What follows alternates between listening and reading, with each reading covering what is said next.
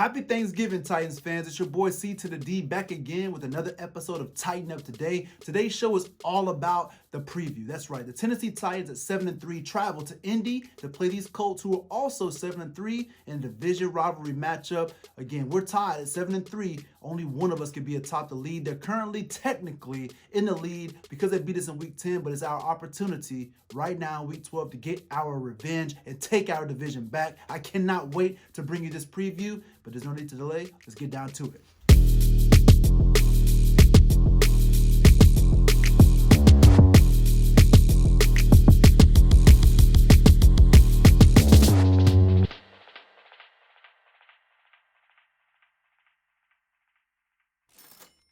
All right, Titans fans, by far this week's matchup, Week 12 against the Indianapolis Colts, is the biggest matchup that we will have so far this season. The AFC South Division title is on the line. Right now, it seems like it's way early in the season, but it's actually not.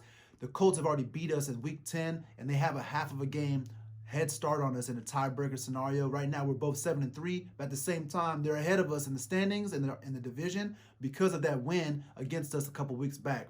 Right now, we have the opportunity to get that tiebreaker back to an even and actually take the lead in the division by a whole game. And if for whatever reason we do tie later on in the season, it's a split, and then we'll look at the division record as opposed to our head-to-head. This game is serious because if we lose it, they have a 2-0 head-to-head victory on us, and we cannot tie them at all. They will take the tiebreaker to determine who the AFC South Division champion is for this season. That's not a scenario or not a position that we want to be in. So right now, we win, and we have the best opportunity to be in. So let's go ahead and break this game down. By far, I'm excited. Hopefully, you guys are as well to join me. Let's go ahead and break this all the way down, and we'll start off with the Tennessee Titans offense against this Colts defense. It hasn't changed much. The Colts defense is still good, and our offense has been solid all season, but we've had some ups and downs. Last week, we played extremely well and looked kind of like ourselves, a little bit more balanced, played well through the air, played very well on the ground. But let's go ahead and break down these numbers. Right now, we're 27.9 points per game is top 9, 379.4 yards. Total yards every game is top 10, 641 plays run. That's the middle of the pack right now. 232 first downs is top 11. Plus 10 turnover diff did not change from last week, but the Steelers took over the lead. They have plus 12 right now. We're plus 10, and that's second. Still very good so far this season. 5 giveaways is first in the league. No one is doing it better than us right now. 44.5% third down conversion. Percentage is 10th. 5 for 7 on fourth down is 71.4%. is top 10. And 503 penalty yards. Again, still not where we want to be at. We're making a lot of mistakes, but we're 13th, not as disciplined as we have been in the past. The Indianapolis Colts, here they are again. So 20.8 points per game. When we first played them, they were tops in the league in points allowed. Right now, they're in top 5, still good. 298.1 yards per game is second. 189 first downs allowed on them is fourth, and 40.8% of third down attempts on them have been completed, which is somewhere towards the middle right now. 4 for 8 on fourth downs. Again, tied for 14th with a 50% conversion rate. 502 penalty yards is in the middle of the pack for them, and plus 6 turnover diff is tied for fourth, along with those 17 takeaways, which is tied for third place. This defense has come down just a little bit from the first time when we played them, when every single statistical category seemed like they were in the top 5, and they definitely showed up for us whenever we played. That said, again, going into the third quarter, this game, we were in the lead of this game by 4 points, and then the wheels started to fall off from the special teams standpoint. Special teams, again, like every game, will play a factor. This game, just as important as every other game when it comes down to special teams, and make sure that we're supposed to do what we're supposed to do. Now, again, let's get back to the offensive side. The Tennessee Titans offense is obviously led by our rush. That's what we want to do. So what does a rushing offense look like today? Right now, we're 312 attempts, 5th in the league. 151.1 yards per game is 5th in the league. 4.8 yards per carry is 7th. 11 touchdowns is tied for 10th, and 10 explosives is tied for 4th. As you can see here, every statistical category, we're in the top 10 when it comes to running this ball. Now, On the other side, their defense hasn't changed much when it comes down to stopping the run. 89.2 yards per game is third. 3.5 yards per carry is third. 252 is eighth least attempts up against them right now. 8 touchdowns is tied for seventh. And with their 3 explosive rushes, it ties them for second in the NFL. That's absolutely crazy at this point in time, only giving up 3 explosive runs all season long. Obviously, this looks almost identical to what it looked like in Week 10. We have a top class rushing offense going against a very top tier rush defense head-to-head to determine who will win on the ground game. That's going to be a monster of a matchup just between the tackles. It's going to be crazy. Darius Leonard, Derrick Henry, these guys are going to go head up. It's going to be amazing to watch. Definitely live on Sunday. Cannot wait for that. So how does our rush game look? Obviously, we got Derrick Henry currently leading the league in carries and yardage. Carries, he has 229, in yards, he's already got 1,000 yards right now with 1,079. His average 4.7 is looking really good. 9 touchdowns on the year is tied for 5th, obviously top 5. And 7 explosive runs on his own is second in the NFL. Dalvin Cook is still up there with a lot of these statistics, but he's not number 1 anymore, as the King has taken back his throne so far. Who is Derrick Henry got to go up against? As I said before, Darius Leonard, number 53. This guy is a monster. He claimed that he's the best linebacker in the NFL. I think that he has a leg to stand on for sure. Our offensive line slowly depleted over the season. We just lost Ty. He's on the IR now. Sambrello. Just a lot of guys that are falling apart. We need to get back healthy and start to block. But Darius Leonard, he will be all over the field. So far this season, stat sheet stuffer. 66 tackles, 44 of those solos, 1 sack, 5 tackles for a loss, 3 passes defended, 1 forced fumble, and 2 fumble recoveries for him. But the other guy, kind of sneaky, very athletic, and likes to cover, Bobby Okereke, number 58, he's got 54 tackles, 42 solos, 1 sack, 5 tackles for a loss, 4 passes defended, and 1 interception on the season. I rival him. He kind of looks like Jayon Brown whenever you watch him on film. Obviously, we miss you, Jayon. And we'll talk more about our defense here shortly. But right now, let's look at our passing offense. Right now, as a passing offense, we're really in the middle of the road up against the Indianapolis defense that likes to stop the pass. Currently, 314 pass attempts on the year. It's 26th. 228.3 yards per game through the air is 23rd. 30 explosives in the middle of the pack, and only 15 sacks allowed. Again, with a mix mash offensive line, we're doing pretty well when it comes down to not allowing Ryan Tannehill to get sacked. And it also helps too that he's quick and very decisive with the ball to get out of his hands, and then also a little bit fleet with his feet to be able to get out of the pocket and make a couple runs. Nice run last week against the Ravens as well. So the Indianapolis Colts, their pass defense, 208.9 yards per game, is tied for 4th. 63.3% of passes attempted are completed at 8 in the league right now. 6.9 yards per attempt, tied for 8th. 14 touchdowns, 12 interceptions. These are both top 5 statistical categories for them. 82.7 quarterback rating is 3rd in the NFL. 22 sacks is in the middle, and 30 explosives is 12th in the league. This passing defense is still for real, and these guys have played now. You saw him to play last week up against Aaron Rodgers. This is a Hall of Fame quarterback, MVP candidate coming into this game last week, and they basically shut him down. He threw a couple interceptions that you were like, why is he throwing the ball there? He didn't look himself, and you have to say it's probably because of the pass rush, the linebacker core. There's a lot of stuff that's going around the passing game to completely stifle any kind of attack. Our team doesn't really base our offense around the pass attack. We do a lot of running and then open stuff up again through the play action, take some deep shots, some middle range slant in the middle of the field, and little outs to kind of almost like a West Coast type of offense when it comes down to the short pass game is what we kind of hang on. We'll see how that works, because 2 weeks ago when we played them last game, it didn't really work out as planned. The offense did not look as good as we'd like them to be. But who we're going to throw the ball to, or who's going to be throwing the ball, is Ryan Tannehill, naturally. Our starting quarterback is 106.6 quarterback rating at this time, 7th in the NFL. 65.4% of his passes are complete. Again, not where we want it to be specifically, but it's slowly coming up, as last week he had a 70% completion on his last game. First time he's had that in about 4 weeks. So that was good. And hopefully we're starting something here and getting some momentum moving towards the final games of the season. He's got 23.87 through the air, 7.7 yards per attempt, 22 touchdowns to 4 interceptions, and those 22 touchdowns is top 10 in the NFL right now.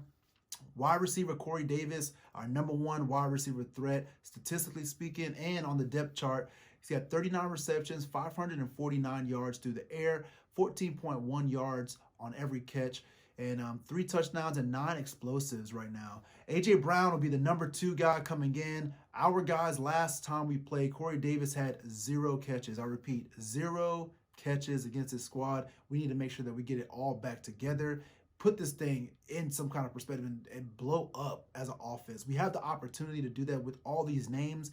Again, A.J. Brown, 36 receptions, 540 yards receiving, 15-yard average, and he's a beast when he's got the ball in his hands. 7 touchdowns ties him at 8th place, 7 explosives as well. And he's tied with 8th with who? Jonnu Smith, our tight end. Again, he's been kind of up and down, and this week, I don't even know if he's going to be able to play. He couldn't finish last week's game. 30 receptions so far on the season, 338 yards receiving, 11.3 yard average. Again, 7 touchdowns, which ties him for 8th place, and A.J. Brown right along with them, and 4 explosives. If Jonnu can't go, it'll have to be Anthony Firkser, and we'll see how that works out as he's been able to fill in easily throughout the season. Now, stopping the pass, we saw them as a team stopping the pass. The Colts, really good. But who are the individuals that we'll need to be working out for? Denico Autry. Denico Autry is their sack leader at this time. 24 tackles, 15 solos, 6 sacks, and 7 tackles for a loss. So he's been making a lot of noise when it comes down to the pass game. The next guy is the old man, Justin Houston, the old player from Kansas City. Now with the Colts still making a splash. 14 tackles, 10 solos, 4.5 sacks, 5.5 tackles for a loss, and one fumble recovery as well. But those guys up front, although they do a lot, the guys on the corners, these are the guys that have been doing a lot of stuff as well, because if you got a lot of rush up front, then the corners get to play a little bit lax and really read the quarterback and jump on all routes. Xavier Rhodes, a couple weeks ago when we played him, he didn't get to play the entire game and was on and off the field with some injuries. I don't know if he'll be healthy this week, but we'll see how it works out. Currently, 22 tackles, 18 solos, 10 passes defended, 2 interceptions, and one of those taken back for a touchdown. The other guy on the other side of the field, Kenny Moore II, 43 tackles, 39 solos, 1 sack, 7 passes defended, 2 picks, and again, another touchdown for them. Both corners have already taken one back on the season. We got to make sure that we're smart with the ball, no mistakes, no turnovers. We've been really good with without having to give the ball away. Again, we're tops in the league.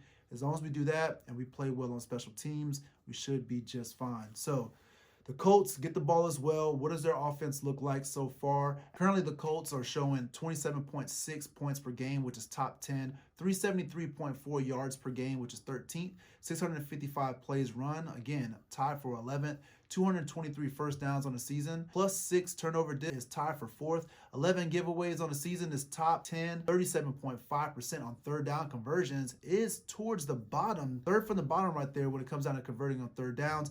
But on 4th down, they've gone for it 20 times, converted 13. That's a 65 percentile on 4th downs, and that's 12th place currently. 616 penalty yards, which is also towards the bottom, looking like a very undisciplined offense at times. And the Tennessee Titans defense, not all that great. 25.9 points per game, 388.9 yards per game is 25th, 238 first downs, that's tied for 25th. 54.0 third down conversion rate is last, dead last, and it's not even close. 11 for 16 on 4th down. We can actually thank the Colts for all those attempts on us as the last game. They completely disrespected us on 4th down, just going for it basically every opportunity they had. Tied for 27th when it comes down to 4th downs. Penalty yards, we've given up 541, which is again towards the bottom. The turnover diff has been keeping us alive, still plus 10 again. 15 takeaways is tied for 7th in the NFL, and again, overall, when you break us down, we're all over the place. When it comes down to yardage, it looks horrible. Turnovers looks amazing. We're picking the ball off and we're taking the ball away and we're not giving it away, and that's what's been helping us all season long. If we make mistakes, we lose. Whenever we don't, we tend to win. I know it sounds very basic, but as long as we do that, even our defensive numbers, it's kind of a bend but don't break. Last time we played them, Phillip Rivers threw the ball a ton, and a lot of those balls went to Naheem Hines, a little bit throwing it here, checking it down here, and letting them run. He threw for over 300 yards, but nothing was like deep. He wasn't like beating us over the top. It was a lot of just dink and dunk all the way to the end zone, and we could not get off the field. And when we did get off the field on third down, they went for it on fourth and then converted. It was a bad look for us on defense. We need to make sure that we're tight this time around. Now, I'll talk about their passing game a little bit later, but right now let's start off with their running game. Their running game looks like this.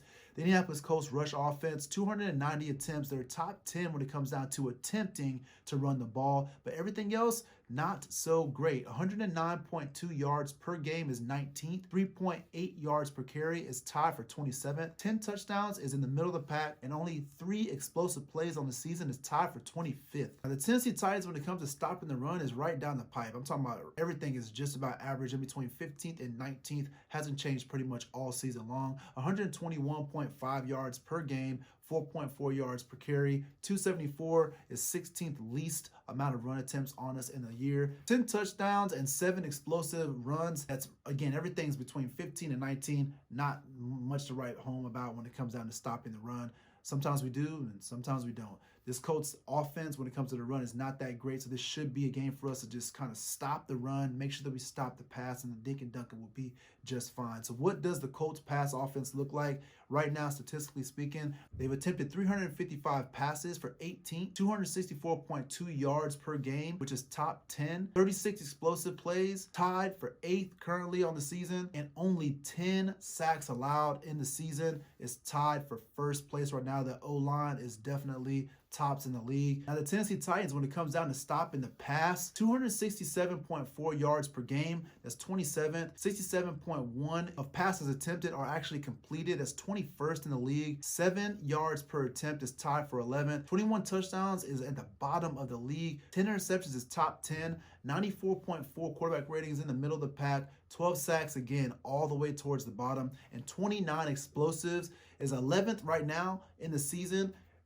Pretty decent when it comes to holding people from beating us over the top. I don't think the last time I can even tell you the last time that we got beat over the top for an explosive play was like Fuller beating us. Will Fuller beating us when we played the Texans back in like week 5. It's been a long time since we've given up a deep pass over the top. We've been really smart with that. So keep up that when it comes down to the passing attack.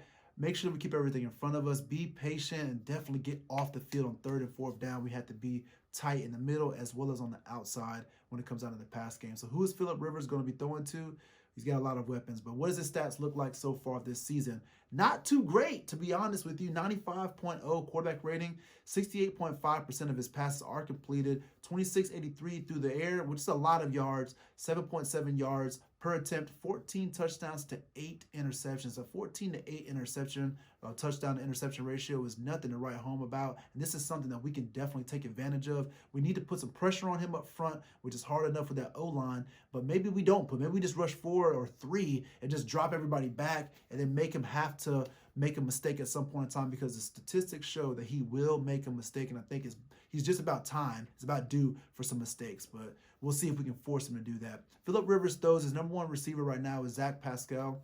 Number 14, he's got 31 receptions, 384 yards, 12.4 yard average, 2 touchdowns, and 7 explosive plays on the season. He's decent. When he came against us in week 10, he was nowhere to be found. We completely put the clamps on him, and we need to do that again and let them throw to their number 2 receiver, which I would argue he's number 1 on their depth chart, but he has had a very, very quiet year. T.Y. Hilton. T.Y.'s got 29 receptions, 327 yards, 14-yard average, 0 touchdowns on the season, and 4 explosives. From what I gather, he doesn't appear to be hurt, but he doesn't look like his old T.Y. Hilton self. As long as we can keep him where he's at, stop Zach Pascal, we should be all right, right? No. Our issue has been all season long, and I keep telling you guys, covering the tight end. Not 2 weeks ago, I did this preview as well on the same Colts team, and I told you guys, Mo Alley-Cox is the guy we need to worry about. We actually shut him down. I say shut him down statistically. He wasn't there. That being said, he had just come off of an injury, and I would argue that he probably wasn't even 100% whenever he showed up. He's had a couple weeks now to heal up a little bit more. This week, we need to worry about him. So far in the season, 22 receptions, 309 yards through the air, 14-yard average, 2 touchdowns and 5 explosives. And the way we will do that is we have to pressure up front. Our 2 beasts that we will bring to the table, because Jadeveon Clowney is not available. Once again, Vic Beasley is no longer on our team. Kamale Correa is no longer on our team. All these outside linebackers that were supposed to bring this rush are nowhere to be found. We got no Jayon Brown. The linebacker core is slowly being depleted. Get back to business. Harold Landry, our outside linebacker and current sack leader, has 47 tackles, 34 solos, 3.5 sacks, 7.5 tackles for a loss, 1 interception. And the next guy up, who has been absolutely quiet for the past at least 2 weeks, I want to hear your name all day long on Sunday, Jeff Simmons. Jeffrey Simmons, 33 tackles currently, 17 solos, 2 sacks, 3.5 tackles for a loss, 4 passes defended, 1 forced fumble, and 2 fumble recoveries. We need you this week. Put pressure on Phillip. Make sure that he does some bad things. Make him make mistakes through the air. We can definitely do that with that front line. If we don't do it with our front line, the backside, the secondary, Malcolm Butler is still the leader on our team when it comes down to secondary. 64 tackles, 53 solos, 11 passes defended. That's still tied for 8th in the NFL, and 2 interceptions on the season. Haven't had a pick in like 5 weeks, it seems like. So it's time to get to that ball. We can do it. All right, so defense, offense, we got it. What beat us last week, the last time we played them? Not even a question, was our special teams. Our special teams completely collapsed. We gave up a block. We had a botched field goal. We also had a booted off to the side, scuffed punt for 15 yards. It just looked absolutely miserable. We need to tighten it up. And now is the perfect time. After last week, we had a clean week on special teams, a quiet week. We need to have another quiet week. We don't need to have a crazy week, just a quiet week where there's no mistakes. I think that we have a real opportunity of winning this game. Right now, our special team statistics look like this. 15 for 23 kicking the ball. That's 65.2. And would you believe me that we moved up by 5% and we're still in last place? And not only in last place, but we're in last place by another 5 points. It's so bad. We need to make another 3, another 4 field goals to even get up to 31st place. Looks really bad for the Tennessee Titans. All right, so when it comes down to net punt average, punt game has been hard. Obviously, Brett Kern's been hurt, has been out. Hopefully, he's coming back this week. Currently, our net average is 41.1 every time we kick it, which is 22nd in the league. 11 punts inside the 20 is tied for 19th. 18.2 yards on kick returns is 31st in the NFL, and 8.4 yards on a punt return is 18th. As you can see here, the best we can do in special teams is 18th. This is extremely bad. The Colts special teams is pretty much in the middle of the pack for most of their special team statistics that I clock. 23 for 26 kicking field goals is 88.5, is 15th in the NFL. 42.9 net average is 15th as well. 14 punts inside the 20 is tied for 14th. They do have 27.2 when it comes down to kickoff returns. That's 3rd in the NFL. And finally, the Colts are returning punts at an 8.6 yard clip, which is 17th in the NFL. Again, their special teams is nothing special at all. Our special teams has been completely awful. This game will be an absolute great game. I'm talking about an amazing game all the way through and through, as long as our special teams just doesn't screw up. If they don't just completely throw the game away, we're definitely going to be in this ball game all the way down to the end. The Colts offense is good enough.